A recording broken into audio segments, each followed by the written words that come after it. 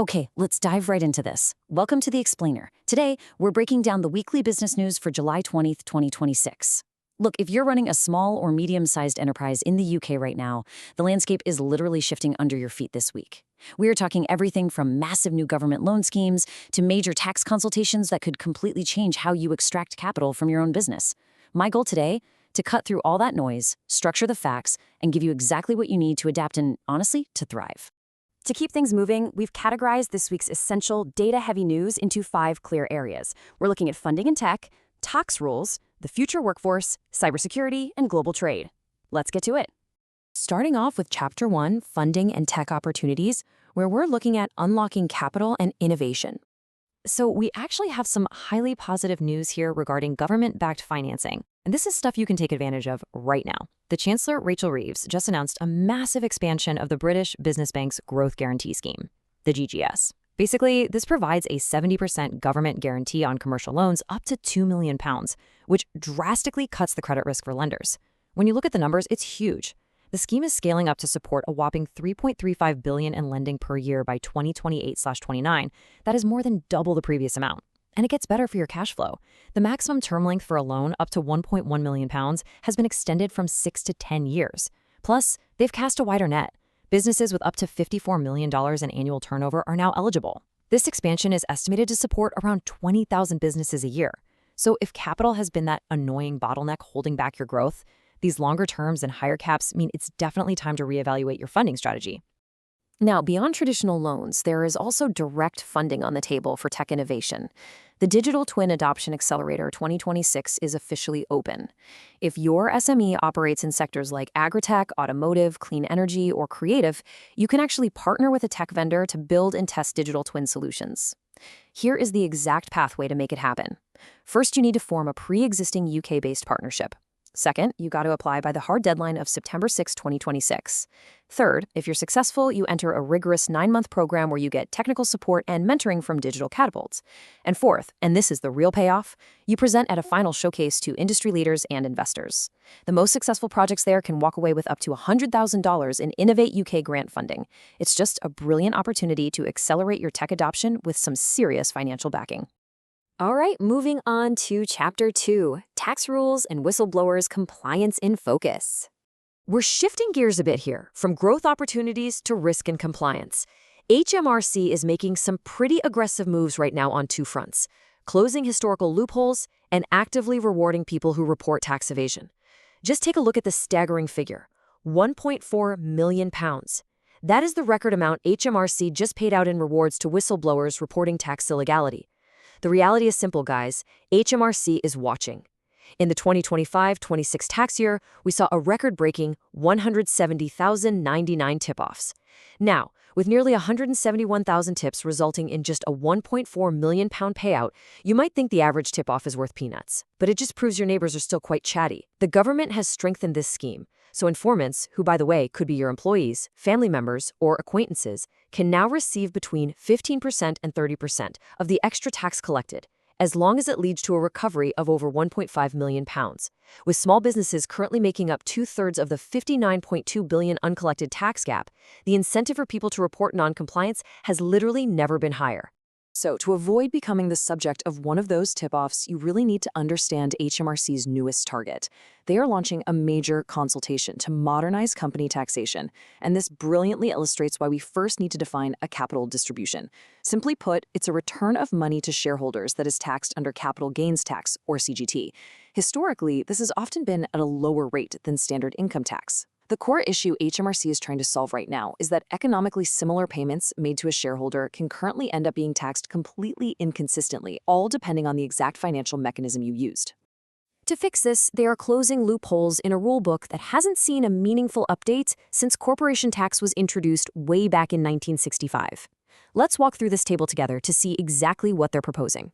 First up, share buybacks. HMRC wants to reflect a frozen amount of capital on shares in future holding companies. The goal? To stop individuals from inserting a holding company just to extract funds later at those lower CGT rates.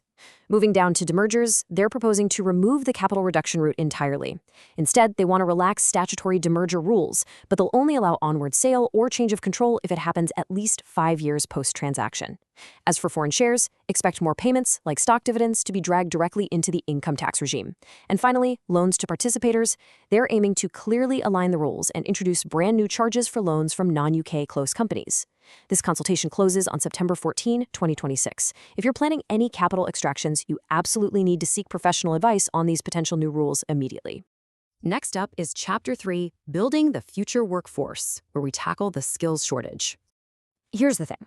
No matter how much funding you secure or how perfectly you optimize your tax strategy, macroeconomic workforce challenges can still grind your operations to a complete halt. The government has some incredibly ambitious plans on the horizon.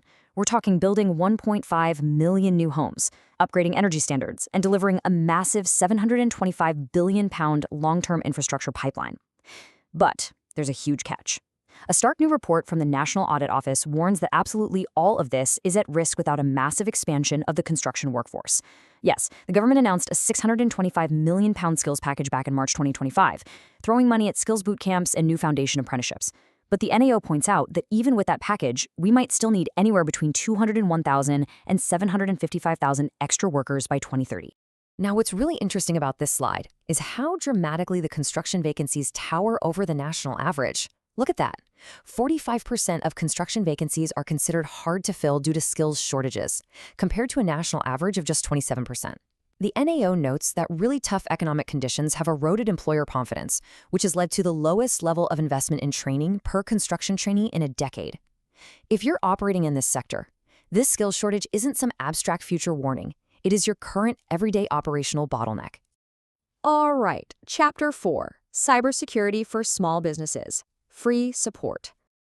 Much like those skills shortages, cyber threats are operational risks you simply cannot afford to ignore anymore. The National Cybersecurity Center, the NSCC, knows that smaller companies often brush off cybersecurity as being way too complicated or just way too expensive.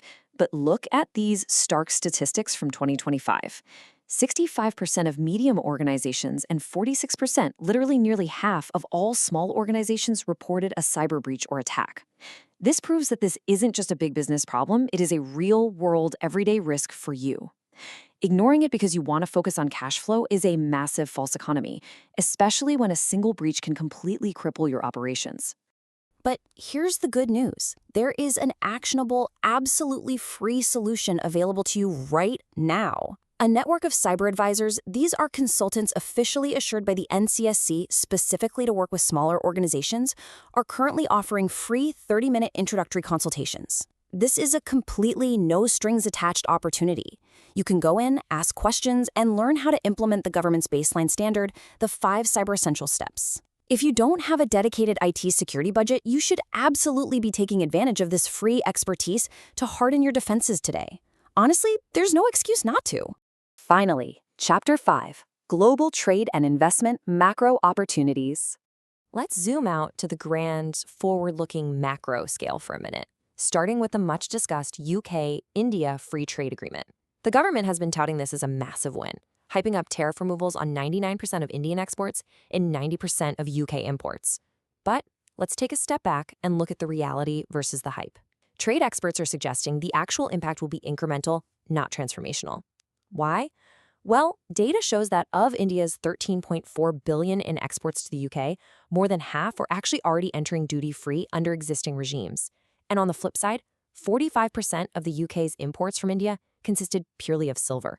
More importantly, for your business, to actually benefit from any preferential tariffs, you must strictly register your rules of origin with HMRC. If you don't ensure your sourcing arrangements meet these very specific rules and register them properly, your origin declarations will be rejected and your importer won't be able to claim those lower rates. So the devil really is in the details here. Looking at domestic investment, we also got a major announcement from the Chancellor's Mansion House Dinner.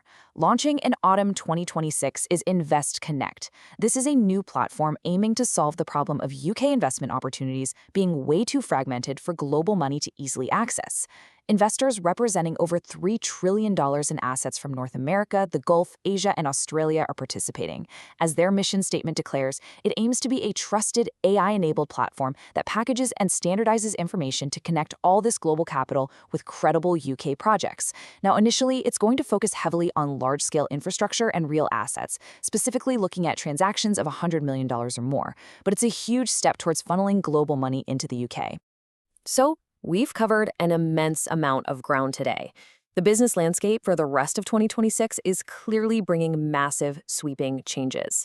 We've got the expanded growth guarantee scheme offering much deeper pools of capital, while HMRC simultaneously looks to tighten the net on capital distributions and tax evasion.